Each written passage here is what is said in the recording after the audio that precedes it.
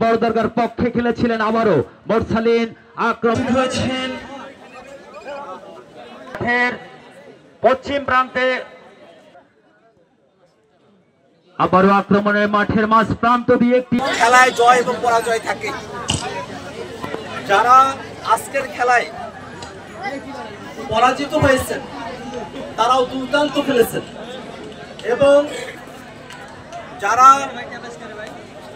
আজকের খেলায় জয়ী হয়েছেন তারা সত্যিকার অর্থেই দুর্দান্ত খেলে আজকের খেলায় তারা জয়ী হয়েছেন। আমরা দুই দলের খেলোয়াড়দেরকে এবং এই দুই দলের খেলোয়াড়দের পিছনে যারা পরিশ্রম করেছেন, কোচ হিসেবে দায়িত্ব পালন করেছেন, ক্রীড়া অনুরাগী হিসেবে যারা তাদের উৎসাহ প্রদান করেছেন, আমরা সেই সব সকল মানুষকে কৃতজ্ঞতা জানাচ্ছি। এবং একই সাথে আজকের এই খেলায় যারা দর্শক হিসেবে উপস্থিত থেকেছেন তাদের সকলের প্রতি আমরা কৃতজ্ঞতা জানাচ্ছি। আমরা আশা করব সামনের দিনেও আমাদের এই অঞ্চলের মানুষেরা, এই অঞ্চলের শিশু কিশোর তরুণ যুবকদের খেলাধুলার ক্ষেত্রে তাদের ব্যাপারে তারা সংগ্রামী থাকবে, এবং আমরা আমাদের জায়গা থেকে সকলকে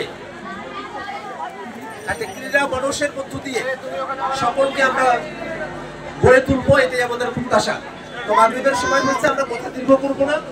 আজকে খেলায় পুরস্কার হিসেবে গাছের চারা বিতরণ করা হবে, উপহার হিসেবে দেওয়া হবে। এই উদ্যোগকে আমরা সাধুবাদ জানাই যে গাছের চারা বিতরণের মধ্য দিয়ে প্রকৃতিতে যেমন সতেজ বাতাস আসবে, তেমনি ভাবে আমাদের এই তরুণেরা, আমাদের এই কিশোর যুবকেরা তারা খেলাধুলার মধ্য দিয়ে এই সতেজ বাতাস থেকে নিঃশ্বাস গ্রহণের মধ্য দিয়ে তারা নিজেদের শরীরকে গঠন করে, মানুষ গঠন করে দেশ গঠনে তারা ভূমিকা রাখবে।